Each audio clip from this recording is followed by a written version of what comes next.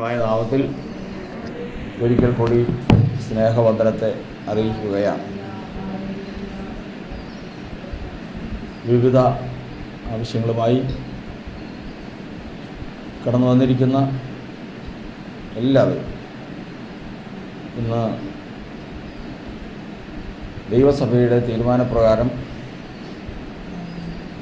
ഉപവാസവും പ്രാർത്ഥനയുമായി 10 ദിവസം വേർതിരിച്ചിരിക്കുമ്പോൾ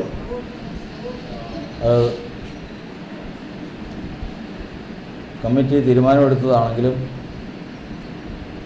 ദൈവത്തിൻ്റെ സഭയുടെ ആത്മീക വർധനവ് ഉദ്ദേശിച്ചുകൊണ്ടാണ്. അത് നാം ശ്രദ്ധയോടെ കരുതിയാൽ അതിൻ്റെ അർത്ഥവും ലക്ഷ്യവും മനസ്സിലാക്കി ആവശ്യബോധത്തോടെ കടന്നു വരുന്ന ഏവർക്കും നിശ്ചയമായിട്ടും ദൈവം അത് അനുഗ്രഹമായിട്ട് കൂട്ടിവരുത്തും. എല്ലാവർക്കും ഈശോ എന്ന അധ്യക്ഷനായിരിക്കുന്ന എ ജെ ജേക്കബ് പാസ്റ്റർ, നമ്മുടെ ജനറൽ പ്രസിഡൻ്റായിരിക്കുന്ന കർത്താവിൻ്റെ ബഹുമാനപ്പെട്ട കർത്താവിൻ്റെ ദാസൻ ജേക്കബ് ജോൺ പാസ്റ്ററും, അതുപോലെ തന്നെ ജനറൽ സെക്രട്ടറി ആയിരിക്കുന്ന CS ജോർജ് പാസ്റ്റർ, മിഷൻസിൻ്റെ സൺഡേ സ്കൂളിൻ്റെ കമ്മിറ്റി അംഗങ്ങൾ, ഇതെല്ലാം ആയിരിക്കുന്ന എല്ലാവർക്കും വേഗം വരുന്നവനായ ക്രിസ്തുയേശുവിൻ്റെ ധന്യമായ നാമത്തിൽ സ്നേഹവന്ദനത്തെ അറിയിക്കും. തിരുനാമത്തിന് മഹത്വം. കർത്താവിൻ്റെ ദാസൻ പോൾ പാസ്റ്റർക്ക് വേണ്ടി നമ്മൾ പ്രാർത്ഥിച്ചുകൊണ്ട് നമ്മുടെ ഹൃദയത്തിൽ അത് ധ്യാനിച്ചു കൊള്ളണമെന്നൊരു പ്രാവശ്യവും കൂടി ആവശ്യപ്പെടുകയാണ്. കർത്താവിൻ്റെ വചനത്തിൽ നമ്മൾ പഠിക്കുന്നത് ഒരു ഉപവാസ പ്രാർത്ഥന എന്ന് പറയുന്നത്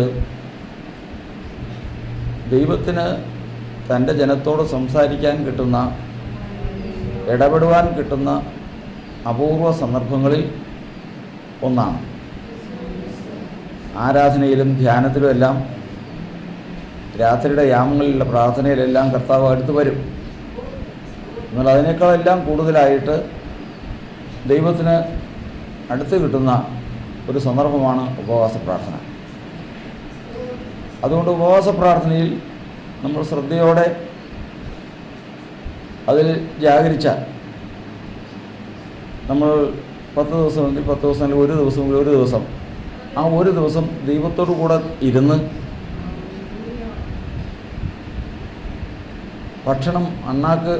ഭക്ഷണത്തെ രുചിച്ചു നോക്കുന്നു. അതുപോലെ തന്നെ ആത്മീയ ഭക്ഷണം എവിടെ വെച്ച് രുചിക്കുന്നു? പുറമേയുള്ള മനുഷ്യനും അകമേയുള്ള മനുഷ്യനുമുണ്ട്. പുറമേയുള്ള മനുഷ്യനെന്ന് പറയുന്നത് ഭക്ഷണം വായിൽ വെച്ച് രുചിക്കുന്നു. അകമേയുള്ള മനുഷ്യനോ? അതൊന്നറിയാൻ പാടില്ലേ. അണ്ണാക്ക് ഭക്ഷണത്തെ രുചിച്ചു നോക്കുന്നു, ചെവി വചനങ്ങളെ ശോധന ചെയ്യുന്നു. അകത്ത മനുഷ്യൻ്റെ ഭക്ഷണം എവിടെ വെച്ചാൽ രുചിക്കുന്നത്? ചെവിയിൽ വെച്ചാണ്. പുറമേയുള്ള മനുഷ്യൻ്റെ ഭക്ഷണം കുടലിൽ പരിണമിക്കുന്നു. അകമേയുള്ള മനുഷ്യൻ്റെ ഭക്ഷണമോ കേട്ടവരിൽ അവർ വിശ്വാസമായി പരിണമിച്ചില്ല, അത് ഹൃദയത്തിൽ വെച്ച് പരിണമിക്കും. അപ്പോൾ വായിൽ രുചിക്കുന്നു, കുടലിൽ പരിണമിക്കുന്നു, ചെവിയിൽ കേൾക്കുന്നു, ഹൃദയത്തിൽ പരിണമിക്കുന്നു. ഇപ്പം ഈ രണ്ട് കാര്യങ്ങളും ഒന്നിച്ച് വഹിക്കുന്ന ഒന്നാണ് മനുഷ്യൻ്റെ രക്തം. അതായത് കഴിച്ച ഭക്ഷണത്തിൻ്റെ സത്തയും കേൾക്കുന്ന വചനത്തിൻ്റെ സത്തയും വഹിക്കുന്ന ഒരിടമാണ് മനുഷ്യൻ്റെ രക്തം. അതുകൊണ്ടാണ് വെയിലിൽ വിഷമിച്ച ഒരാൾ ക്ഷീണിച്ച് തളർന്നു വരുമ്പോൾ ഒരു ഗ്ലാസ് ഗ്ലൂക്കോസ് വെള്ളം കൊടുത്തു കഴിഞ്ഞാൽ മുഖം പെട്ടെന്ന് മാറും, മുഖം ഒരു പ്രകാശം ഉണ്ടാവും. കാരണം മുഖത്ത് വരുന്ന ഏത് മാറ്റവും എന്തിൻ്റെ മാറ്റത്തെ കുറിക്കുന്നു? രക്തത്തിൻ്റെ മാറ്റത്തെ കുറിക്കുന്നു. അപ്പോൾ കഴിച്ച വെള്ളം കുടലിൽ പരിണമിച്ച് രക്തത്തിൽ പ്രവേശിച്ചെന്ന്.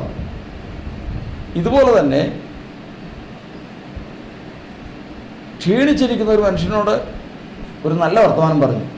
ഉടനെ തന്നെ എന്ത് ചെയ്തു? അദ്ദേഹത്തിൻ്റെ മുഖം പ്രകാശിച്ചു. മുഖം പ്രകാശിച്ചെങ്കിൽ അതിൻ്റെ മാറ്റം എവിടെ വന്നിട്ടുണ്ട്? രക്തത്തിൽ വന്നിട്ടുണ്ട്. രക്തത്തിൽ വന്നിട്ടുള്ളതിൻ്റെ അർത്ഥം കേട്ട വചനം എവിടെ പ്രവേശിച്ചു? രക്തത്തിൽ പ്രവേശിച്ചു. അപ്പം മനുഷ്യന് മാത്രമുള്ള പ്രത്യേകതയാണ്, മൃഗങ്ങൾക്കില്ലാതെ. മറ്റ് രക്തമുള്ള ഒരു ജീവികൾക്കുമില്ല, മനുഷ്യർക്ക് മാത്രമുള്ള പ്രത്യേകതയാണ്. അവർക്ക് ഈ രണ്ട് മനുഷ്യൻ്റെ ഭക്ഷണം, പുറമേയുള്ള മനുഷ്യൻ്റെ ഭക്ഷണവും അകമേയുള്ള മനുഷ്യൻ്റെ ഭക്ഷണവും എവിടെ പ്രവേശിക്കും എന്ന് പറയും. വചനമാണ്. ഞാൻ ഈ വചനമില്ലാത്തതൊന്നും എൻ്റെ സ്വന്തം ഇഷ്ടത്തിൽ നിന്നെടുത്ത് പറയുന്നതല്ല. ഓരോന്ന് പറഞ്ഞല്ലോ. എബ്രാഹിം 4-ാം അധ്യായത്തിൽ 1-ാം വാക്യമാണ്. കേട്ടവരിൽ ഇത് വിശ്വാസമായി പരിണമിച്ചില്ല. ഇയ്യോബിൻ്റെ പുസ്തകമാണ്. അണ്ണാക്ക് ഭക്ഷണത്തെ രുചിച്ചു നോക്കുന്നില്ലയോ? ചെവി വചനങ്ങളെ ചോദന ചെയ്യുന്നില്ലയോ? അവരുടെ ഭക്ഷണം എവിടെ പരിണമിക്കുന്നു? 20-ാം ഇതിൽ അതിൻ്റെ അടുത്ത സമയം പോകും. കുടലിൽ പരിണമിക്കുന്നു. ഇത് രണ്ടും ചെന്ന് ചേരുന്നത് രക്തത്തിലാണ്. ഇത് മുഖത്തിന് വ്യത്യാസം. അപ്പോൾ നമ്മൾ പറഞ്ഞു വരുന്നത്, കഴിച്ച ഭക്ഷണത്തിൻ്റെ സത്ത കുടലിൽ പരിണമിച്ച് രക്തത്തിൽ പ്രവേശിച്ചാൽ അനുസരിച്ചല്ല, അത് ദഹിച്ചു കഴിഞ്ഞാൽ, ദഹിക്കുന്ന എവിടെ വെച്ചാൽ സയൻസ് അറിയാവുന്നവരില്ലേ, പിള്ളേരില്ലേ, എവിടെ വെച്ചാ കഴിക്കുന്ന ഭക്ഷണത്തിൻ്റെ സത്ത ദഹിക്കുന്ന എവിടെ വെച്ചാ? സെല്ലുകളിൽ വെച്ചാണ്. സെല്ലുകളിൽ വെച്ചാണ് ദഹിക്കുന്നത്. ദഹിച്ചു കഴിഞ്ഞാൽ പിന്നെ അത് ശരീരത്തിൻ്റെ ഭാഗമാണ്. ഒരു പിടി ഭക്ഷണം കഴിച്ചു കഴിഞ്ഞാൽ അത് വായിൽ പരിണമിച്ച് വായിൽ ചെന്ന് കുടലിൽ പരിണമിച്ച് രക്തത്തിൽ പ്രവേശിച്ച് അത് ദഹിച്ചു കഴിഞ്ഞാൽ ശരീരത്തിൻ്റെ ഭാഗമാണ്. ഇതുപോലെ തന്നെ കേൾക്കുന്ന വചനം ദൈവത്തിൻ്റെ വചനമാണെങ്കിൽ വിശ്വാസമായി പരിണമിച്ച് രക്തത്തിൽ പ്രവേശിച്ച് ദഹിക്കുന്നത് എങ്ങനെയാണ്? വിശ്വാസം എങ്ങനെ ജീവനായി തീരുന്നത് എവിടെയാണ്? ഒരു വിശ്വാസം എന്ന് പറഞ്ഞുകൊണ്ട് ഒരു മനുഷ്യനെ രക്ഷിക്കുന്നില്ല. പിന്നെയോ പ്രവൃത്തിയോടുകൂടി വിശ്വാസം എന്തായിത്തീരുന്നു? പ്രവൃത്തിയില്ലാത്ത വിശ്വാസം എന്താ? നിർജീവം. അവൻ പ്രവൃത്തിയുള്ള വിശ്വാസം ജീവൻ. അപ്പോൾ രക്തത്തിൽ പ്രവേശിച്ചിരിക്കുന്ന വചനം, പ്രവേശിച്ചിരിക്കുന്ന വചനമുണ്ടോ രക്തത്തിൽ? ഇങ്ങനെ ഈ രക്തം എന്ന് പറഞ്ഞത് നമ്മുടെ ഒരാളുടെ മുഷ്ടിയുടെ വലിപ്പമുള്ള ഹൃദയം അതിടിക്കുമ്പോൾ ഈ രക്തചംക്രമണം നടന്നുകൊണ്ടിരിക്കുക. അതാ കിണറ്റിലെ ചക്രമെന്ന് ഇവിടെ സഭാപ്രസംഗി പറയുന്നു. ഇതിങ്ങനെ വചനമുണ്ടോ? തെസ്സലോനിക്ക ലേഖനം വായിക്കണം. എന്താ തെസ്സലോനിക്ക ലേഖനത്തിൽ? വിശ്വസിച്ച വചനം നിങ്ങളിൽ, ബാക്കിയൊന്ന് പറ, വിശ്വസിച്ച വചനം നിങ്ങളിൽ വ്യാപരിച്ചുകൊണ്ടിരിക്കും. ഇതിനകത്തോടെ കിടന്ന് വ്യാപരിക്കാം. ഈ വ്യാപരിച്ച വചനം അനുസരിക്കുമ്പോഴാണ് ഇതെന്തായിത്തീരുന്നത്? ജീവനായിത്തീരുന്നത്, അല്ലെങ്കിൽ അകത്തെ മനുഷ്യനായിത്തീരുന്നത്. അപ്പോൾ പുറമേയുള്ള മനുഷ്യൻ എങ്ങനെ, പുറമേയുള്ള ഭക്ഷണം എങ്ങനെ ശരീരമായി തീർന്നുവോ അതുപോലെ തന്നെ നമ്മൾ ആത്മാവിൽ കേൾക്കുന്ന വചനം എന്തായിത്തീർന്നു? ക്രിസ്തുവിൻ്റെ ജീവൻ, അല്ലെങ്കിൽ അകത്തെ മനുഷ്യനായിത്തീരും. ഇതാണ് വിഷയം. നമ്മൾ ഉപവാസത്തെക്കുറിച്ചാണ് പറഞ്ഞുകൊണ്ടിരിക്കുന്നത്. ഭൂതിലേക്ക് കിടന്നിട്ടില്ല. അപ്പോൾ അകത്തെ മനുഷ്യനായി തീർന്ന ഒരു ക്രിയയാണ് നമ്മൾ പറഞ്ഞത്. അതിൻ്റെ ഒരു 2-നും 7 വചനമുണ്ട്. ആ 7 വചനം നമ്മൾ ധ്യാനിച്ചുകൊണ്ടിരിക്കണം. ധ്യാനിച്ചതിന് ശേഷം പുസ്തകം വായിക്കണം, ആത്മാവിൽ വായിക്കണം, പ്രാർത്ഥനയോടെ വായിക്കണം. അപ്പോൾ അറിയാം, അതിന് വ്യത്യാസം അറിയാം. വെറുതെ വായിച്ചിട്ട് കാര്യമില്ല. അത് മുഴുവൻ വായിച്ചതിന് ശേഷം നമ്മളെന്തെല്ലാം പറഞ്ഞാലും മനസ്സിലാവില്ല. അത് പറഞ്ഞിട്ട് കാര്യമില്ല. അത് ദൈവത്തോടുള്ള ബന്ധത്തിൽ, ഹൃദയത്തിൽ ദൈവം ഗ്രഹിപ്പിച്ചു കൊടുക്കുന്നതാണ്. അപ്പോൾ ദൈവത്തിൻ്റെ വചനത്തിൽ നമ്മൾ പഠിക്കുന്നത് ഇതാണ്. അപ്പോൾ മനുഷ്യൻ 2 തരത്തിൽ ജീവിക്കുന്നു. ഒന്ന് പുറമേയുള്ള ഭക്ഷണം കൊണ്ട്, 2 കേൾക്കുന്ന വചനം കൊണ്ട്. ഇത് 2-നാലുമുള്ള ജീവിതത്തെക്കുറിച്ചാണ് പറയുന്നത്. കർത്താവിനോട് പറഞ്ഞു, നീ ദൈവപുത്രനെങ്കിൽ ഈ കല്ലിനോട് അപ്പമായി തീരാൻ കൽപ്പിക്കുക. ദൈവപുത്രനല്ലേ, ദൈവപുത്രനാണെങ്കിൽ എന്ത് പറഞ്ഞാലും സാധിക്കുമല്ലോ. കാരണം സകലതും അവൻ്റെ കാൽക്കീഴാക്കിയെന്നാണ്. അപ്പോൾ അത് പറഞ്ഞാൽ സാധിക്കുമല്ലോ. നീ ഇതിനോട് അപ്പമായി തീരാൻ പറഞ്ഞു. അപ്പോൾ പറഞ്ഞു, നിനക്കറിയാൻ പാടില്ല, മനുഷ്യൻ അപ്പം കൊണ്ട് മാത്രമല്ല ജീവിക്കുന്നത്. ഇതിനെങ്ങനെയാണ്? ദൈവത്തിൻ്റെ വായിൽ നിന്ന് വരുന്ന ഒരു വചനം കൊണ്ടല്ല, സകല വചനം കൊണ്ട്. കാരണം ഇവൻ പറഞ്ഞുകൊണ്ട് വരുന്ന വചന ആര്? സാത്താൻ പറയുന്നത് വചനമാണ്. എല്ലാം വചനം. വേദോത്സവം ഇപ്പോൾ ലോകത്തിലുള്ളത് മുഴുവൻ വചനമാണ്. ലോകത്തിലുള്ളത് വചനം മുഴുവൻ വചനമാണ്. പക്ഷേ ഈ വചനത്തിന് എന്തുണ്ട്? ഈ വചനത്തിനൊരു സത്യമുണ്ട്. അതെങ്ങനെ കണ്ടത്? എങ്ങനെ കണ്ടത്? 119 വാക്യത്തിൽ 160 വാക്യത്തിൽ എടുത്തു കഴിഞ്ഞ സമയം പോവില്ലേ? നിന്റെ വചനത്തിന് സാരം സത്യമാകുന്നു. ഇതിന് സാരമുണ്ട്. ഏതിന്? വേദപുസ്തകത്തിലെ വചനത്തിന് സാരമുണ്ട്. അതാണ് സത്യം. ഒരു വചനം എടുത്തതിന് ശേഷം അതുകൊണ്ട് നടന്നു കഴിഞ്ഞാൽ അത് പിശാചെടുക്കുന്നതാണ്. വചനത്തിന് സാരമുണ്ട്. അത് സാരം കണ്ടെത്തുന്നത് എങ്ങനെയാണ്? യഹോവയുടെ പുസ്തകത്തിൽ അന്വേഷിച്ച് വായിച്ചു നോക്കുവിൻ. വെറുതെ കഥപുസ്തകം വായിക്കണത് വായിച്ചാൽ പോരാ. എങ്ങനെയാണ്? അന്വേഷിച്ച് വായിച്ചു നോക്കുവിൻ. അവയിലൊന്നും കാണാതിരിക്കുകയില്ല, ഒന്നിനും ഇണയില്ലാതിരിക്കുകയില്ല. ഇണ എന്ന് പറഞ്ഞു കഴിഞ്ഞാൽ കേൾക്കുന്ന വായിക്കുന്ന വചനത്തിൻ്റെ സത്ത കിട്ടുവാൻ തക്കവണ്ണം ഇണവചനം വേദപുസ്തകത്തിൽ മറ്റെവിടെയോ ഉണ്ട്. ഇത് കൂട്ടി വരുത്തുമ്പോഴാണ് ഇതിൽ നിന്ന് സത്യം വെളിപ്പെട്ട് വരുന്നത്. ഈ സത്യം തന്നെയാണ് ക്രിസ്തു. അത് തന്നെയാണ് വചനം പറയുന്നത്. വഴിയും സത്യവും ജീവനുമാണ് ക്രിസ്തു. ഇതാണ് മനുഷ്യൻ ജീവിക്കുന്ന ഒരു വഴി. ഹല്ലേലൂയ. ഇപ്രകാരം ഒരു മനുഷ്യൻ ജീവിക്കാൻ എത്ര ദിവസം കഴിയും? വിശ്വാസത്തിൽ ഒരാൾ വന്നു, ഉപവാസവും പ്രാർത്ഥനയുമായിരുന്നു. ഭക്ഷണം മാറ്റിവെച്ചു, പാനീയം മാറ്റിവെച്ചു. മോശ എത്ര ദിവസം ഇരുന്നു? 40 ദിവസം. 40 ദിവസം കർത്താവിന്റെ സന്നിധിയിലിരുന്നു.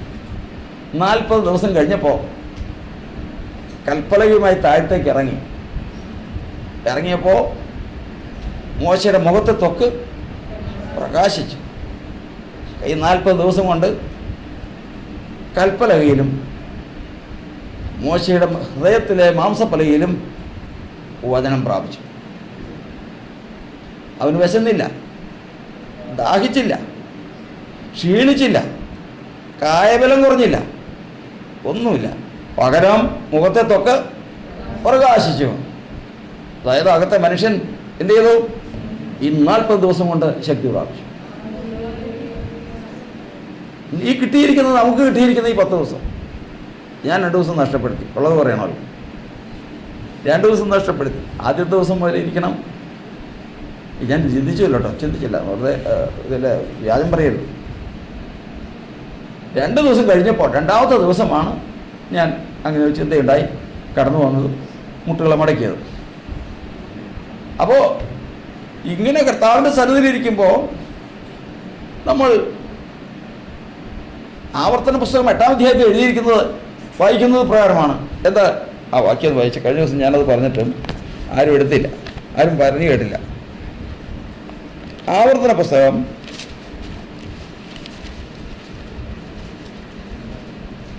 8-ാം അധ്യായത്തിൻ്റെ 16-ാം വാക്യം, അതിൻ്റെ 15 മുതൽ. അഗ്നിസർപ്പം, അത് തന്നെ അഗ്നിസർപ്പവും തേളും വെള്ളമില്ലാതെ വരൾച്ചയുമുള്ള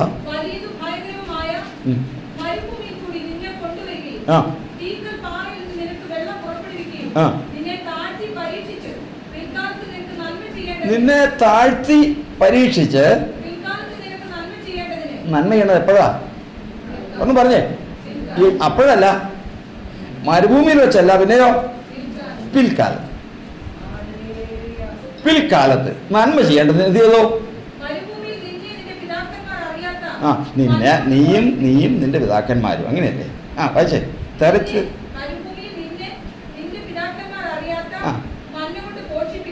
നിന്റെ പിതാക്കന്മാർ അറിയാത്ത മന്ന കൊണ്ട് പോഷിപ്പിച്ചു. മതി.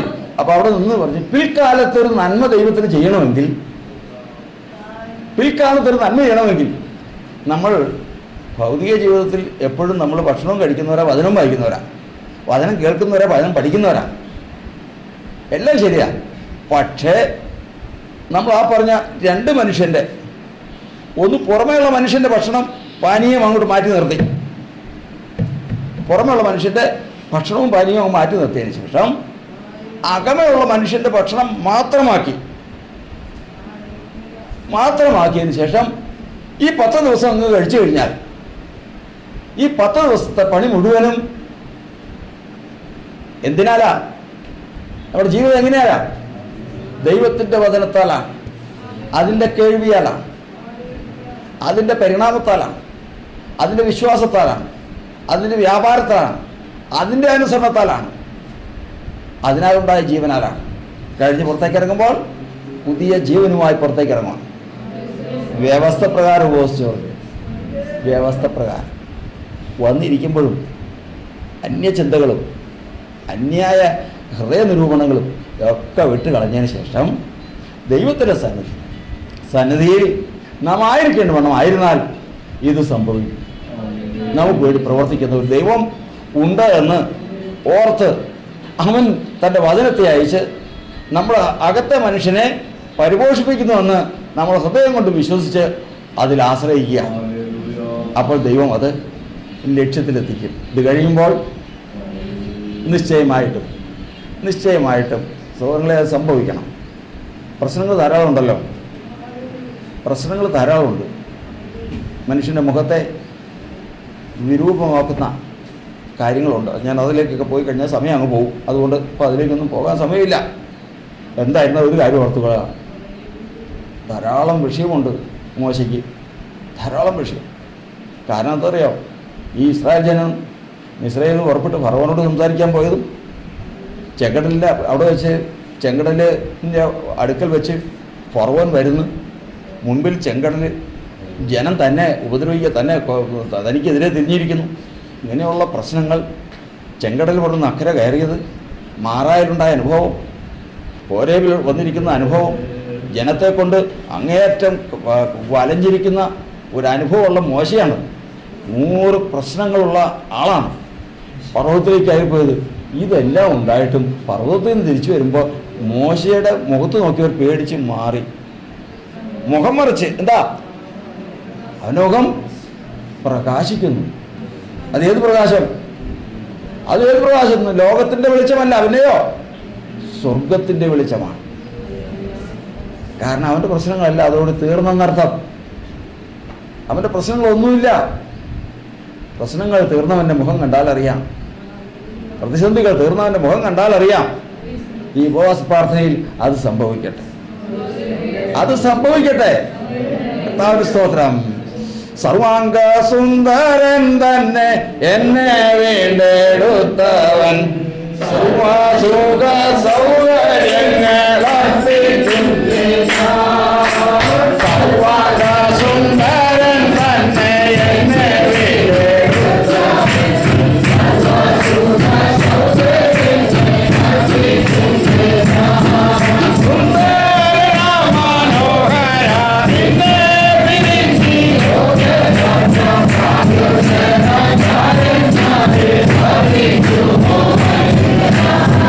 Never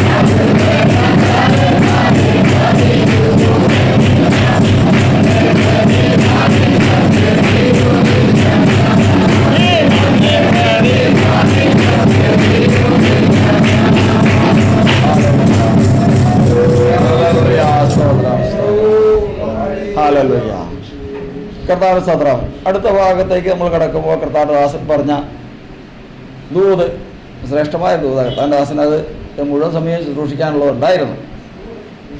അത്രയധികം അത് പ്രകാശിച്ചു വന്നതാണ്. അങ്ങനെ ഒരു പ്രകാശം ഉണ്ടെങ്കിൽ അത് തീരുന്നവരെ ഒരു സമയം അങ്ങ് എടുക്കണം. കർത്താവിന് സ്തോത്രം. ആ വചനം ഏറ്റവും ദൈവസഭയ്ക്ക് ഏറ്റവും പ്രയോജനപ്പെട്ടതും പഠിച്ചിരിക്കുന്നത് ഗ്രഹിച്ചിരിക്കുന്നതുമായ വിഷയമാണ്. കാരണം അത് ആപ്തവാക്യമായിട്ട് വായിച്ചത് പ്രകാരമാണ്. ഓട്ടക്കളത്തിൽ ഓടുന്നവർ അനേകർ ഓടുന്നു, പക്ഷെ ഒരുവനെ വിരുദ് പ്രാപിക്കുന്നു. നിങ്ങളെന്ത് ചെയ്യണം? പ്രാപിക്കാൻ തക്കോണം, അതായത് വിരുദ് പ്രാപിക്കാൻ തക്കോണം ഓടണം. ഓട്ടക്കളത്തിൽ ഒരുപാട് പേര് എന്ന് പറഞ്ഞതുപോലെ ഓടുകയാണ്. ഓടുന്നത് എവിടെ നിന്നാണ് ഓടുന്നത്? ഏത് ഓട്ടക്കാർ ഓടുമ്പോൾ ചില ഓട്ടക്കാരുടെ കാര്യമൊക്കെ കർത്താദാസൻ പറഞ്ഞു. പുറപ്പെടുന്നൊരു സ്ഥലമുണ്ട്, അവസാനിക്കുന്നൊരു സ്ഥലമുണ്ട്. അവർക്ക് പുറപ്പെടുന്ന സ്ഥലവും അവസാനിക്കുന്ന സ്ഥലവും അറിയാം. നമ്മളെവിടുന്ന് ഓടും? വിശ്വാസി എവിടുന്നാണ് ഓടുന്നത്? പാപത്തെ വിട്ടാണ് ഓടുന്നത്. പാപത്തിൻ്റെ നമ്മൾ ആരായിരുന്നു? പാപികളായിരുന്നു. പാപം എവിടുന്ന് തുടങ്ങി? ഏകമനുഷ്യനാൽ പാപവും പാപത്താൽ മരണവും ലോകത്തിൽ കടന്നു. അതുകൊണ്ട് ഈ ലോകത്തിൽ ജനിക്കുന്ന ക്രിസ്തുവേശു ഒഴികെ ബാക്കി എല്ലാവരും ആരാണ്? പാപികളാണ്. ഈ പാപമാണ് വിട്ട് നമ്മൾ ഓടുന്നത്. അതുകൊണ്ടാണ് നമ്മൾ പാട്ട് പാടില്ലേ? വന്നിടുകയും യേശുപാദം ചേർന്നിടുകയും പാപത്തെ വിട്ട് ഓടിയിടുകയും. അപ്പോൾ അത് പാപത്തെ വിട്ടെന്ന് പറയുമ്പോൾ അത് എന്തൊക്കെയെന്ന് ചില കാര്യങ്ങളൊക്കെ ഉണ്ട്. ആലങ്കാരിക ഭാഷയിൽ നമ്മൾ പഠിക്കുമ്പോൾ മിശ്രയും വിട്ട് ഓടുന്നു എന്ന് പറയും. ഇനി എങ്ങോട്ടാണ് ഓടുന്നത്? പരമവിളിയുടെ ലാക്കിലേക്കാണ് ഓടുന്നത്. പരമവിളി എന്ന് പറഞ്ഞാൽ, പരമവിളി എന്ന് പറഞ്ഞു കഴിഞ്ഞാൽ ഏറ്റവും വലിയ വിളി അതാ. ഏറ്റവും വലിയ വിളി. നിനക്ക് ഏറ്റവും വലിയ വിളി പറഞ്ഞേ. ഒരൊറ്റ വിളിയെ പരമവിളിയായിട്ടുള്ളൂ. ഏതാ? ക്രിസ്തുയേശുവിനോട് കൂടെ ദൈവസിംഹാസനത്തിൽ നമുക്ക് പോയിരിക്കാം. ഇതാണ് പരമവിളി. ഇനി അതിന് മേളിൽ ഒരാൾ പോയിരിക്കാനുള്ള വിളിയുണ്ടോ? ഇല്ല. അതിനും അപ്പുറം ഒരു വിളി ഇതിന് മുൻ കാലഘട്ടങ്ങളിൽ ഉണ്ടായിട്ടില്ല, ഇനിയുള്ള കാലഘട്ടങ്ങളിൽ ഉണ്ടാവുകയില്ല. ഇനിയിപ്പോൾ വരുന്നു 1000 പാട്ട് വാഴ്ചയും പിന്നീടുള്ള ചരിത്രങ്ങളൊക്കെ വരുന്നു. അതിലൊന്നിലും ഇല്ലാത്തൊരു വിളിയാണ്. ഏത് വിളി? പരമവിളി. ഈ കാലഘട്ടത്തിലുള്ളവർ ഈ പരമവിളിക്കൊത്തവണ്ണം ജീവിച്ച് എത്തിക്കഴിഞ്ഞാൽ ക്രിസ്തുയേശുവിനോടുകൂടി അവിടെ ഇരിക്കാം. എവിടെ ഇരിക്കാം? ദൈവസിംഹാസനത്തിൽ ഇരിക്കാം ക്രിസ്തുയേശുവിനോട്. അതാണ് കർത്താവിൻ്റെ വചനം പറയുന്നത്. എങ്ങനെ അവിടെ ഇരിക്കും? എങ്ങനെ ഇരിക്കും? അതിന് പല വഴികളും നമ്മൾ കേട്ടു. എന്താണ്? വഴി തെറ്റിപ്പോകരുത്, ട്രാക്ക് തെറ്റിപ്പോകരുത്. അത് നമ്മൾ കേട്ടു. ട്രാക്ക് തെറ്റിപ്പോകരുത്. കാരണം ഓടുമ്പോൾ നമ്മൾ വചനം കേട്ടത്, ആകയാൽ സകല ഭാരവും മുറുകെ പറ്റുന്ന പാപവും വിട്ട് നിങ്ങളുടെ മുമ്പിൽ വച്ചിരിക്കുന്ന ഓട്ടം സ്ഥിരതയോടെ ഓടുക. സ്ഥിരത വിട്ട് പോകരുത്, സ്ഥിരതയോടെ ഓടുക. ഇന്നൊന്ന് പറഞ്ഞിട്ട് നാളെ വേറെ പറയാനില്ല. ഒറ്റത് പറഞ്ഞത് അപ്പോസ്തലനായ പൗലോസ് പറഞ്ഞ പോലെ, ഞാൻ ചെയ്തത് മേലാലും ചെയ്യും, ഞാൻ പറഞ്ഞത് മേലാലും പറയും.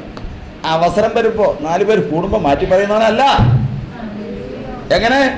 സ്ഥിരതയോടുകൂടി ഓട്ടം സ്ഥിരതയോട് ഓടണം. അപ്പോൾ അതിന് കളയേണ്ടത് സകല ഭാരം. ഭാരം എന്ന് പറയുന്നത് എന്താ?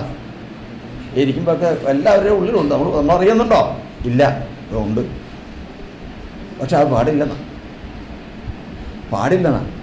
കാരണം വിശ്വാസത്തിൽ വന്നു കഴിഞ്ഞാൽ 2 പേരും ഒത്തിട്ടല്ലാതെ ഒരു വഴിക്ക് പോകാൻ കഴിയുമോ? ദൈവവും നമ്മളുമായിട്ട് ഒരുമിച്ച് യാത്ര ചെയ്യാൻ പോവാം. അപ്പോൾ തുടക്കത്തിൽ ഒരു പങ്കിടും എന്നറിയാം. നമ്മൾ ഒന്നിച്ച് പോകാൻ പോവാം. ആരൊക്കെയാ? നാമും കർത്താവ് ഒന്നിച്ച് പോകാൻ പോവാം. എങ്ങനെയാണ് പോകുന്നതിനെ? വരുമ്പോഴേ തന്നെ എന്ത് വയ്ക്കും? വരുമ്പോഴേ തന്നെ വിശ്വാസത്തിലേക്ക് വരുമ്പോഴേ തന്നെ ബാല്യത്തിൽ മുഖം ചുമക്കുന്നത് ഒരു പുരുഷന് നല്ലത്. വരുമ്പോഴേ തന്നെ കഴുത്തിലേക്കൊരു മുഖം അങ്ങോട്ട് വയ്ക്കും. മുഖത്തിന് എത്ര വശമുണ്ട്? കഴിഞ്ഞ ദിവസം പറഞ്ഞതാണ്. രണ്ട് വശമുണ്ട്. ഒരു വശത്ത് ദൈവ പൈതൽ, മറ്റേ വശത്തോ മറ്റേ വശത്ത് കർത്താവ്. ഞാൻ കൂടുതൽ വിസ്തരിച്ച സമയം അങ്ങ് പോകും. മറ്റേ വശത്ത് കർത്താവ്. എൻ്റെ മുഖം ഏറ്റുകൊണ്ട് എന്നോട് പഠിപ്പിക്കും.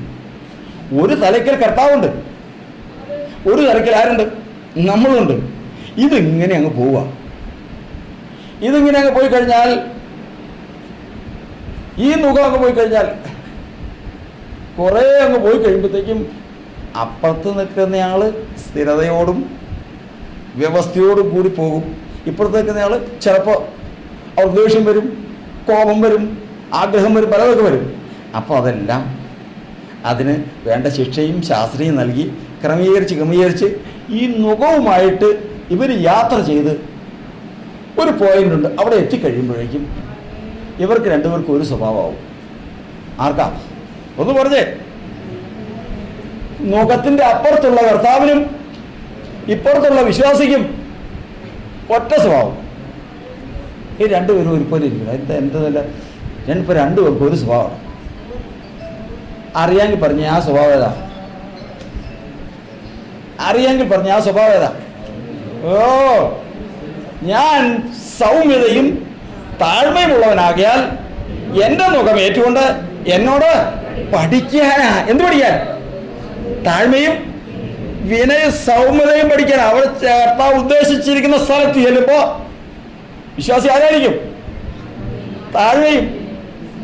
പറഞ്ഞല്ലോ. എന്താ? രാജകൊട്ടാരത്തിൽ നിന്ന് പുറത്തിറങ്ങി വന്ന് നോക്കുമ്പോഴേക്കും ഒരു ഇസ്രായേലിനും കൂടെ വഴിക്കുണ്ടാക്കുക. ആഹാ, ദൈവത്തിനോട് കളിക്കാറായോ? കൂടെ ഒറ്റ എണ്ണം കൊടുത്ത് അവിടെ വീണു. നോക്കിയപ്പോൾ ചത്തുപോയി. സ്ഥാനത്തെ മർമ്മത്താടി ആള് ചത്ത്. ഇവമേ മാന്തി അവിടെ കുഴിച്ചിട്ടു. അത് അറിഞ്ഞില്ലെന്ന് വിചാരിച്ചു.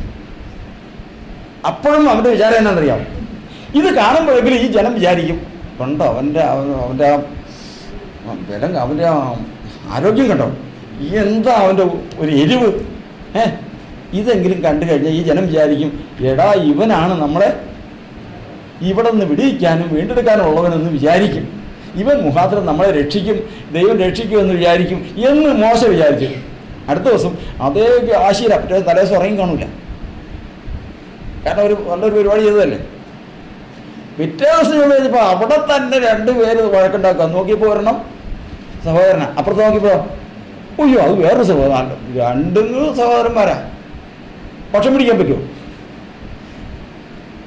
സഹോദരന്മാരെ അങ്ങനെ ചെയ്യാവോ? അങ്ങനെ ചെയ്യാവോ? പാടില്ല. അപ്പോൾ ആ കൊടുത്ത് അന്യായം ചെയ്തവനുണ്ട്, ന്യായമുള്ളൊരുത്തനുണ്ട്, അന്യായം ചെയ്തവരുത്തുണ്ട്. അന്യായം ചെയ്തവൻ ചൂടായി. മനസ്സിലായില്ല? ഞങ്ങളെ നിനക്ക് ന്യായകർത്താവ് ആരെങ്കിലും ആക്കി വെച്ചിട്ടുണ്ടോ? ഇന്നലെ അവനെ തട്ടിയതുപോലെ എന്നെ കൊല്ലാൻ വന്നേക്കുവാ. അയ്യോ, നീ എന്താ പറഞ്ഞു? നിന്റെ വാഗുകൊണ്ട് പറയാൻ കൊള്ളാമോ? നമ്മൾ സഹോദരന്മാരില്ലേടാ. ആ മിസ്രൈമിനെ കൊന്നത് അത് ജാതിയല്ലേ? വരച്ച് ഞാൻ നീ എവിടെ പോയി ഒളിക്കും?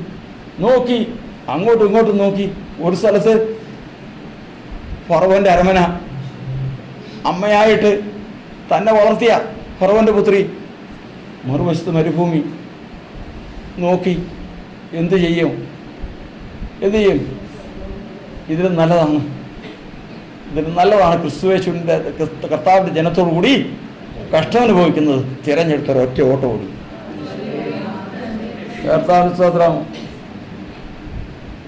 40 വർഷം കഴിഞ്ഞ് ഒരേബിൽ വെച്ച് മുൾപ്പടർപ്പിലെ തീയിൽ വെച്ച് കർത്താവ് പിടിച്ചു. മോശെ വന്നു, കല്ല് ചെരുപ്പ് അഴിച്ചു കളഞ്ഞു, സംസാരിച്ചു. നിന്നെ ഞാൻ ഫറവോൻ്റെ അടുത്തേക്ക് അയക്കാൻ പോവാം. കാരണം എന്താ അറിയാം? ജനത്തെ പീഡിപ്പിക്കുന്ന അവരെ വിടുവിക്കാൻ. 40 വർഷം മുമ്പ് 40 വർഷം മുമ്പ് ഇതെല്ലാം സമർപ്പിച്ചതല്ലേ? ആരോഗ്യം, പ്രതാപം, സ്വാധീനം മുഴുവനും ഈ ജനത്തിന് വേണ്ടിയിട്ടല്ലായിരുന്നു ഞാൻ ഇറങ്ങിപ്പോന്നെ. ഇന്ന് ആരോഗ്യം, എല്ലാ പ്രഭാവം എല്ലാം പോയി, അധികാരം പോയി, പഴയ ശീലം എല്ലാം പോയി. ആകെയുള്ള കൂട്ടുകാരെന്ന് പറഞ്ഞത് ഈ ഒരു പറ്റ ആടുകളാണ്. ഇനി എന്നെ കൊണ്ട് എന്ത് ചെയ്യാൻ? കർത്താവ് പറഞ്ഞതല്ല. കർത്താവ് പറഞ്ഞത് ഈ 40 വർഷം നിന്റെ കഴുത്തിലിരുന്നത് എന്താ? മുഖമാണ്. ഒരു തലയ്ക്കിൽ ആരുണ്ടായിരുന്നു? നീ കണ്ടില്ലെങ്കിലും കർത്താവ് ഉണ്ടായിരുന്നു. എന്തിനു വേണ്ടിയിട്ടാ? കർത്താവ് ആരാ? സൗമ്യതയും താഴ്മയും ഉള്ളവനാണ്. ഈ സൗമ്യതയും താഴ്മയും ഉള്ളവനാണ് ഈ 40 വർഷം നടത്തിയത്. ഇന്ന് നീ ആരായിരിക്കുന്നു? താഴ്മയും വിനയമുള്ളവനായിരിക്കുന്നു. ഇനിയാണ് നിന്നെ കൊണ്ട് പ്രയോജനം. ഇനിയാണ് നിന്നെ കൊണ്ട് പ്രയോജനം. ജഡത്തിലെരിഞ്ഞ കർത്താവ് എടുക്കില്ല. ജഡത്തിന്റെ എരിവ് കർത്താവ് ഇഷ്ടപ്പെടുന്നില്ല. കേടണം. കഴിഞ്ഞ ദിവസം ഒരാള് സ്വപ്നം കണ്ടത് പറഞ്ഞ്, ഒരാള് ചത്ത് എല്ലാവരും കൊണ്ട് കുഴിച്ചിട്ടപ്പോഴത്തേക്ക് ഈ പെട്ടിയുടെ പുറത്തേക്ക് നാക്ക് ഇങ്ങനെ ഇടന്ന് പഠിക്കുന്നു. മുഴുവൻ ചത്ത്. എന്ത് ചത്തിട്ടില്ല? ഇപ്പോഴും നാവ് സ്വാധീനമായിട്ടില്ലെന്ന്, നാവ് ചത്തിട്ടില്ലെന്ന്. ഇതാണ് എല്ലാം ഒന്ന് ഒതുങ്ങിയതിന് ശേഷം കർത്താവിൻ്റെ സ്വഭാവമാവും. ആ സ്വഭാവത്തിങ്കൽ മുൻപോട്ട് ഓടണം. അതാ കർത്താവിൻ്റെ വചനം പറയുന്നത്. സകല ഭാരവും വിടണം. ഭാരം ഏതൊക്കെയുണ്ട്?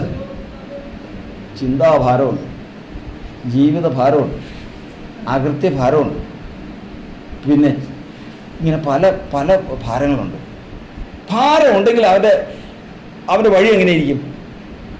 വചനം ഓർത്തോളണം. അകൃത്യഭാരം ചുമക്കുന്നവൻ്റെ വഴി, ഒരു സദൃശവാക്യങ്ങളുടെ പുസ്തകം, ഒരു ആഴ്ചയിൽ, ഒരു മാസത്തിൽ 1-ാം തീയതി ഒരു അധ്യായം, 2-ാം തീയതി 2-ാമത്തെ അധ്യായം, അങ്ങനെ വായിച്ചോളണം. അപ്പോൾ നമ്മൾ നിത്യജീവിതത്തിൽ നമുക്ക് അനുഭവപ്പെടുന്ന സകല കാര്യങ്ങൾക്കും ലക്ഷ്യം അതിനകത്ത് നിന്ന് കിട്ടുന്നു.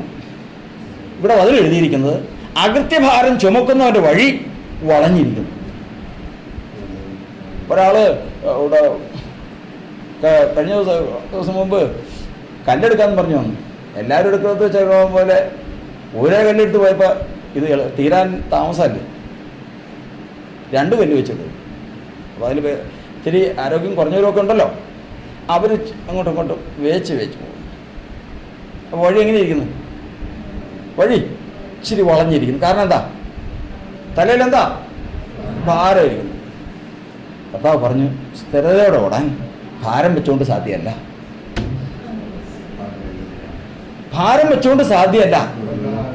അതുപോലെ മുറുകെ പറ്റുന്ന ഭാരം വെച്ചുകൊണ്ട്, മുറുകെ പറ്റുന്ന ഭാവം വെച്ചുകൊണ്ട് ഈ ഓട്ടം ഓടിത്തീർക്കാൻ സാധിക്കില്ല. അതുകൊണ്ട് നമ്മൾ കേട്ടു, അത് മാറ്റി വെച്ചിട്ട് വേണം ഓടാൻ. കേട്ടാണ് സാർ. ഇനി അടുത്തത്, ഈ ഓട്ടം ഒന്ന് ഓടി തീർക്കണമല്ലോ. പാപം വിട്ട് ഓടി വരുമല്ലേ. പാപം വിട്ട് ഓടി വരുമ്പോൾ പുറകെ ആളുണ്ട്. എൻ്റെ പിന്തുടരുന്നവരുടെ വഴി അടച്ചു കളയണമെന്നൊക്കെ വായിക്കും. അതൊക്കൊന്നും ഇപ്പോഴൊന്നും സമയമില്ല. അതൊക്കെ പഠിക്കേണ്ട ഭാഗങ്ങളാണ്. വിശ്വാസത്തിൽ ഓടുന്ന ഒരു ഓട്ടക്കാരൻ്റെ ജീവിതം കംപ്ലീറ്റ് നമ്മൾ ചിത്രം വരയ്ക്കുന്ന പോലെ വരച്ച് പഠിക്കേണ്ടതാണ്. പാപത്തെ വിട്ട് ഓടുക. ഈ ഓടുമ്പോൾ ഇതിന് കർത്താവ് പറഞ്ഞിരിക്കുന്നത്, ഈ ഓട്ടത്തിൽ ഞാൻ എങ്ങനെ ഓടും? ഞാൻ എങ്ങനെ അവിടെ എത്തും? എങ്ങനെ ഈ പ്രതിസന്ധിയെ തരണം ചെയ്യും എന്ന് നിങ്ങൾ നോക്കണമെങ്കിൽ നേരെ ഇസ്രായേൽ മക്കൾ ഓടിയെന്ന് നോക്കിയാൽ മതി. ഇസ്രായേൽ മക്കള് ഓടി നോക്കിയാൽ മതി. ഇസ്രായേൽ മക്കൾ എവിടെ നിന്ന് ഓടി? മിസ്രൈമിൽ നിന്ന്. എവിടെ എത്തി? കനാൻ ദേശത്തേക്ക്. ഈ ഓട്ടം നിങ്ങൾ പരിശോധിച്ചാൽ മതി. ഇത് പരിശോധിക്കുമ്പോൾ ഇതിൽ വീണുപോയവരുടെ ചരിത്രം ഇങ്ങോട്ട് പഠിക്കാം. ഇവര് വീണുപോയത്, നമ്മൾ ആദ്യം പറഞ്ഞല്ലോ ട്രാക്ക് തെറ്റി പോയതെന്ന്. ഈ വീണുപോയവര് എത്ര സ്ഥലത്താണ് ട്രാക്ക് തെറ്റിയെന്നറിയോ? എത്ര സ്ഥലത്താണ്? അത് നോക്കിയിട്ട് വേണം ഓടാനെന്നാ പുതിയ നിയമസഭയ്ക്ക്.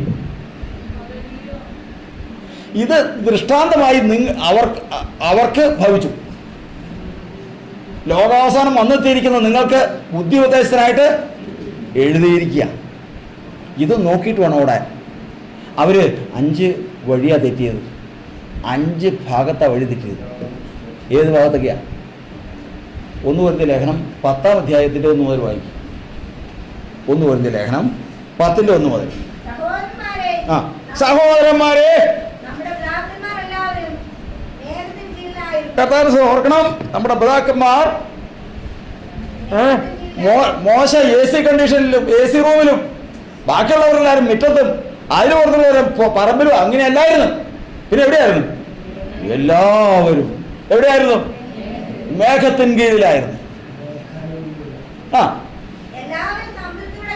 എല്ലാവരും സമുദ്രത്തിലൂടെ കടന്നു. യഥാർത്ഥ അവര് പ്രത്യേകിച്ചൊന്നുമില്ല. നിങ്ങൾ ഓരോരുത്തൻ മാനസാന്തരപ്പെട്ട് യേശുക്രിസ്തുവിന്റെ നാമത്തിൽ സ്നാനമേൽപ്പി നിങ്ങളുടെ പാപങ്ങളുടെ മോചനത്തിനായിട്ട് അതിൽ കൂടി കിടന്നു. എല്ലാവരും മേഘത്തിലും സമുദ്രത്തിലും ആത്മാവിലും ജലത്തിലും സ്നാനമേറ്റു. മോശയോട് ചേർന്നു. എല്ലാവരും ഒരേ ആത്മീയഹാരം തിന്നു. മോശയ്ക്ക് ബിരിയാണി അല്ലായിരുന്നു. പ്രത്യേകിച്ച് വല്ലതും ഉണ്ടായിരുന്നോ? ഇല്ല. എല്ലാവർക്കും ഒരേ ഒരു പന്തിയിൽ ഇരുന്നിട്ട് ഒരുപോലെ പെറുക്കുമ്പോൾ മോശയ്ക്ക് തിന്നണമെങ്കിൽ മോശയും പെറുക്കണം, അഹരോന് തിന്നണമെങ്കിൽ ആരോനും പെറുക്കണം. പെറുക്കുമ്പോൾ അവർക്ക് തിന്നണമെങ്കിൽ 2 ഇടങ്ങഴി അല്ലെങ്കിൽ 3 ഇടങ്ങഴി യവം ഇത് വേണം, മന്ന വേണം. അത് പെറുക്കി കഴിഞ്ഞാൽ ചിലർ ആർത്തി കൊണ്ട് പിന്നെയും പെറുക്കും.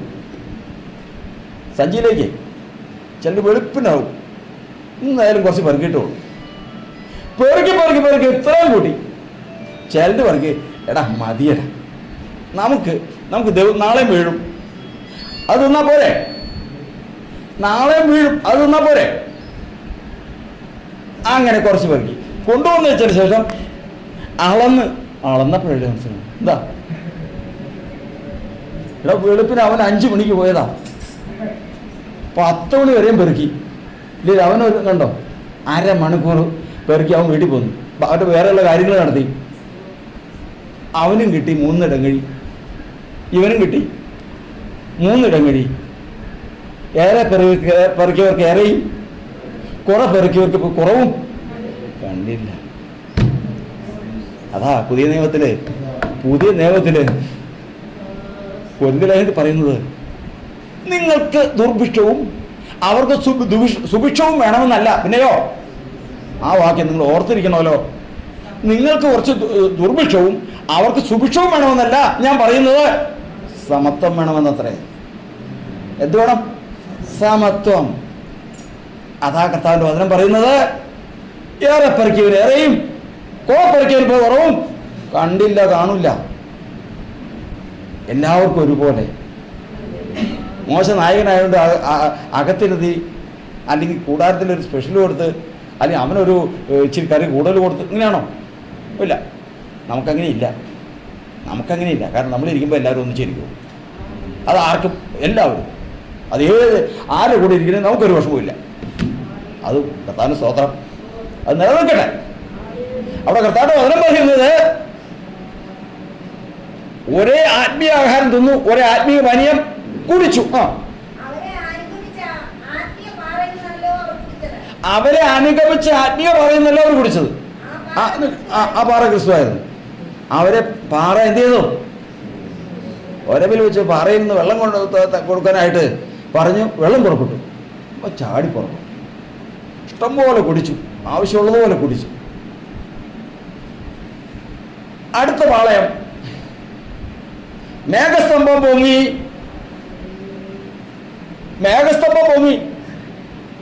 അപ്പൊ അതിന്റെ അർത്ഥം എന്താ? ഇസ്രായേല് അവിടുന്ന് കൂടാരം മാറ്റിയടിക്കാൻ പോവാന്നാ.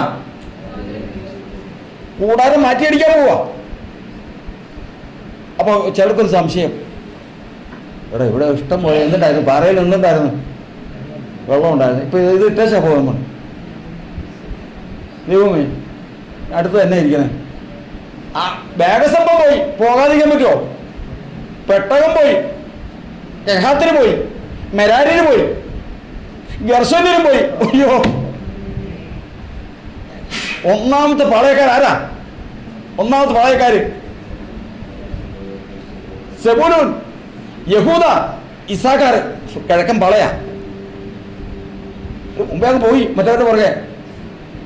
ഇവിടെ പഠിച്ചിരുന്നിട്ട് കാര്യമില്ല. അടുത്ത പാളയക്കാർ എഴുന്നേറ്റേ പറ്റുള്ളൂ.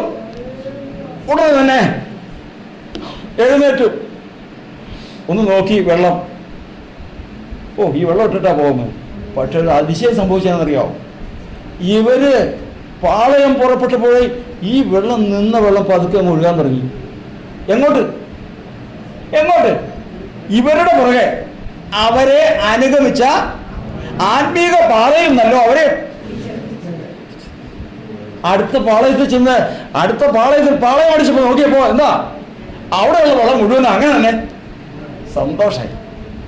ഓ, സ്തോത്രം, എന്റെ കർത്താവേ, സ്തോത്രം. കാരണം ആ പാറയിൽ നിന്ന് വിളിച്ച് പുറപ്പെട്ട വെള്ളം ഇനി ഉണ്ടാവുമെന്ന് വിചാരിച്ചതല്ല, ഇതിപ്പോ പുറകെ വന്നിരിക്കുന്നു. അവരെ അനുഗമിച്ച ആത്മീയ പാറയിൽ നിന്നല്ലോ അവര് കുടിച്ചത്. വേറെ ഉണ്ട്. ആ പാറയെ നോക്കിക്കൊണ്ട് ഈ സ്തോത്രം പറഞ്ഞാൽ എന്ത് ചെയ്യുന്നറിയാം? ഈ സ്തോത്രം ഇവരുടെ വഴി തെറ്റി തിരിച്ചു വരാൻ സാധിക്കില്ല എന്ന് കണ്ടു കഴിഞ്ഞപ്പോൾ ഈ പാറ എന്ത് ചെയ്തു? വായിച്ചേ. ആ,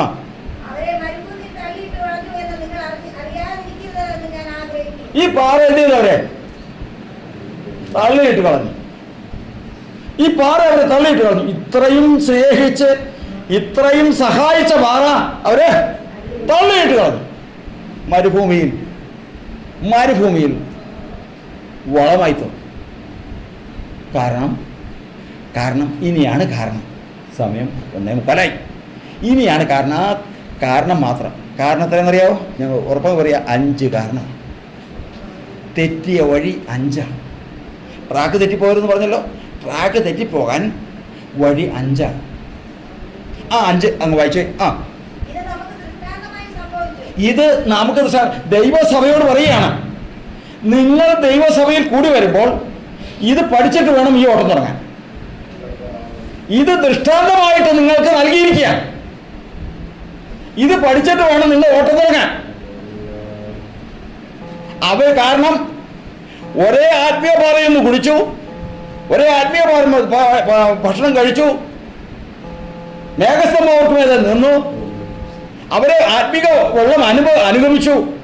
പക്ഷെ അവരിൽ അധികം പേരിലും ദൈവം പ്രസാദിച്ചില്ല. അവർ നേരെ പോകില്ല എന്ന് കണ്ടു കഴിഞ്ഞപ്പോൾ അവരെന്ത് ചെയ്തു? മരുഭൂമിയിൽ തള്ളിയിട്ട് കളഞ്ഞു. ഓ, ഉന്തിയിട്ട് കളഞ്ഞു. കൈ പിടിച്ചവൻ ഉന്തിയിട്ട എങ്ങനെയിരിക്കും? കൈ പിടിച്ചവൻ അപ്പം കൈ പിടിച്ചേക്കുക. മകനൊരു ഭയവുമില്ല.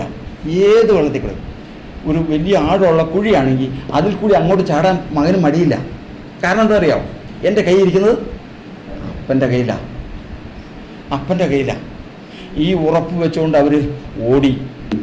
പക്ഷേ ആ കൈ പിടിക്കുന്നതിൻ്റെ ഒരു വ്യവസ്ഥയുണ്ടായിരുന്നു. ആ വ്യവസ്ഥയ്ക്ക് ഇവർ നിന്നില്ല. അവരെന്ത് ചെയ്തു? തള്ളിയിട്ട് കളഞ്ഞു. അതിൻ്റെ കാരണമാണ് വചനം പറയുന്നത്, ഇത് നിങ്ങൾക്ക് ദൃഷ്ടാന്തമായി അവർക്ക് ഭവിച്ചു. അവർക്ക് ഭവിച്ചത് നിങ്ങൾ കുറിച്ചു കൊള്ളണം. ഞാൻ പറഞ്ഞ എത്ര കാര്യമാണ്? 5 കാര്യം. ഞാൻ തുറന്ന വേഗം പറയുന്നതിൻ്റെ കാരണം സമയം പോകുന്നു. അതുകൊണ്ടാണ് 5 കാര്യങ്ങളാണ്. അതൊന്നുമാണ്. ഒന്നാമത്തെ കാര്യമാണ് അവരുടെ മോഹം.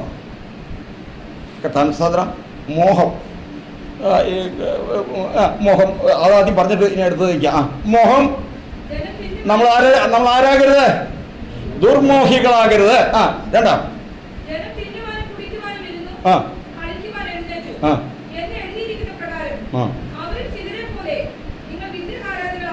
ആരാകരുത്? വിഗ്രഹാരാധികളാകരുത്.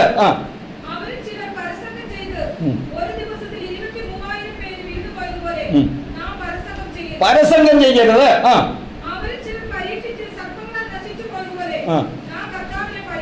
പരീക്ഷിക്കരുത്.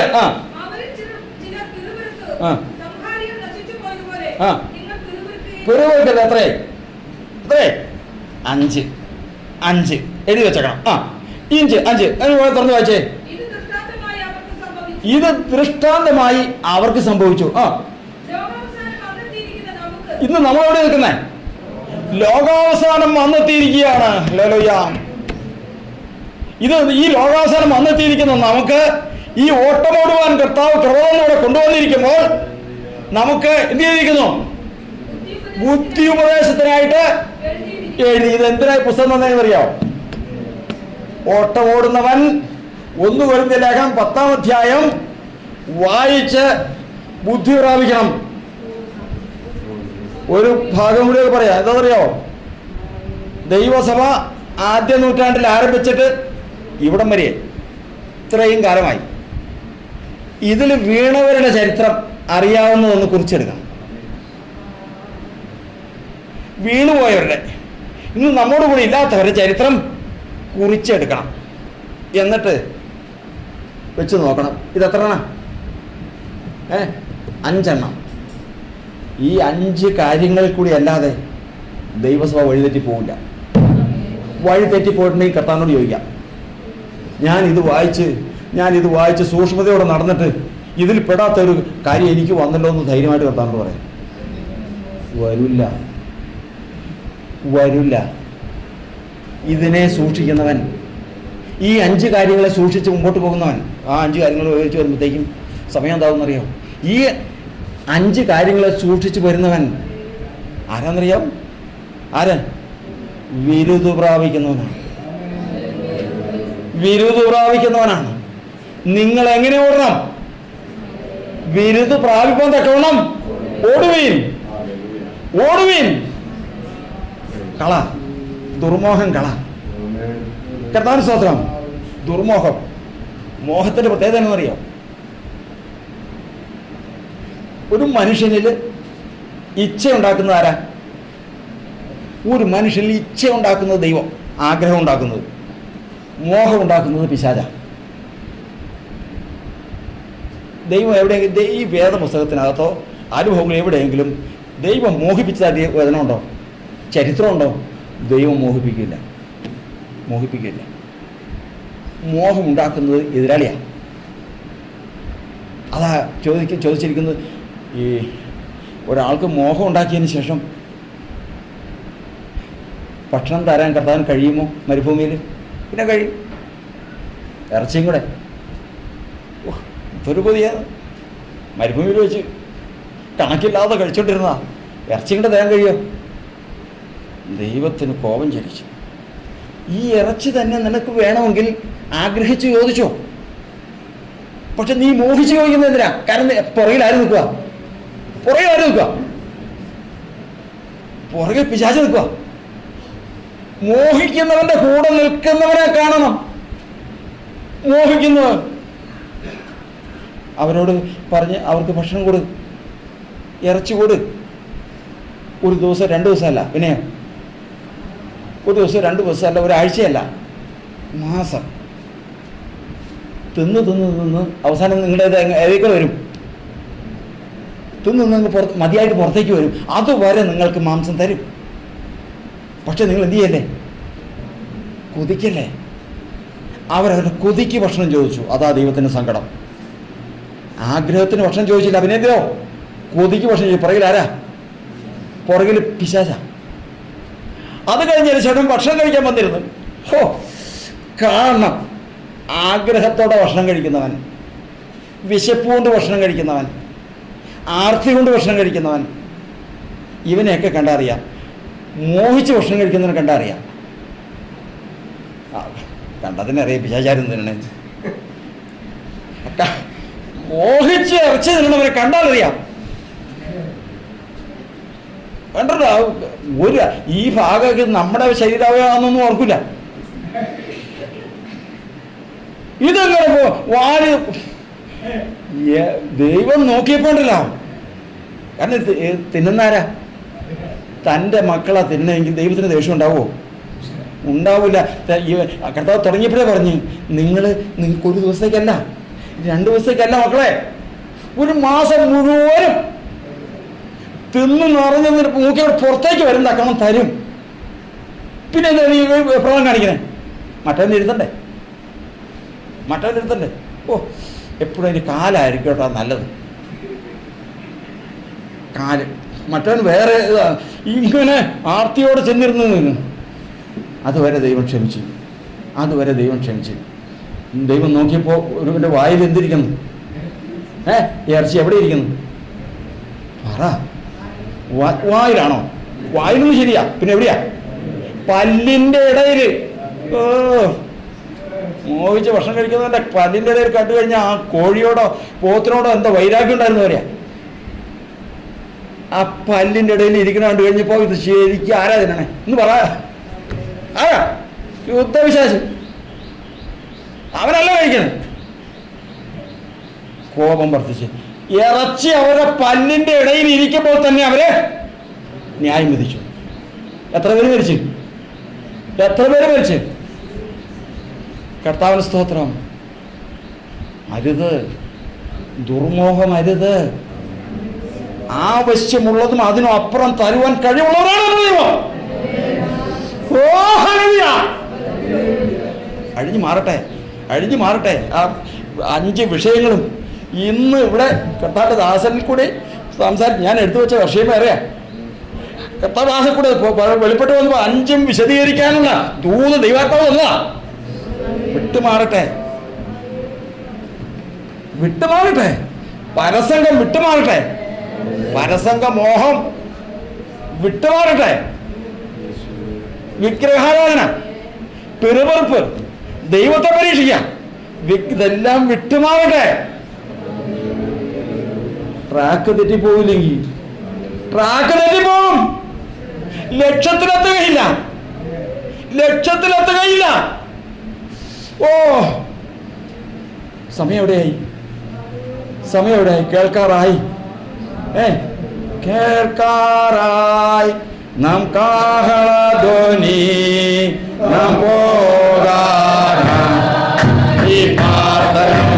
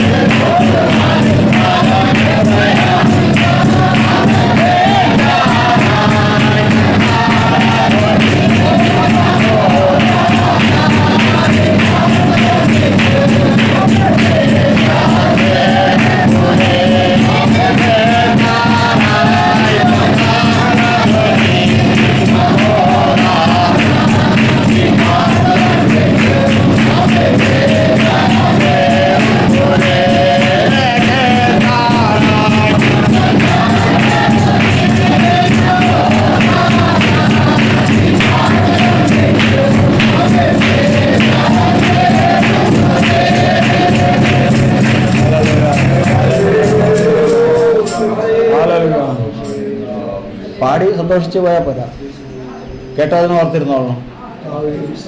ഓട്ടക്കളത്തിൽ എല്ലാവരും ഓടുന്നവരെങ്കിലും ഒരുവനെ നിങ്ങളും പ്രാപിപ്പം തക്കണം ഓടുകയും. വഴിതെറ്റിപ്പോകാതിരിക്കണമെങ്കിൽ എത്ര സൂക്ഷിക്കണം? 5. 1 വിഗ്രഹാരാധന, 2 ദുർമോഹം, 3 പെറുപെറുപ്പ്, 4 ദൈവത്തെ പരീക്ഷിക്കുക, 5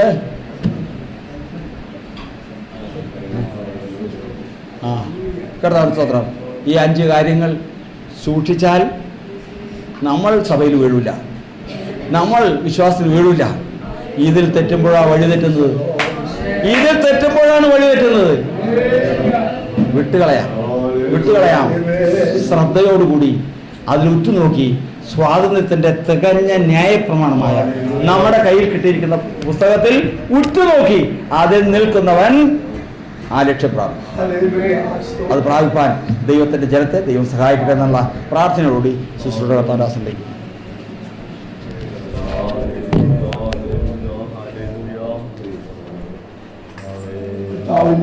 വാട്ട്സുകളിൽ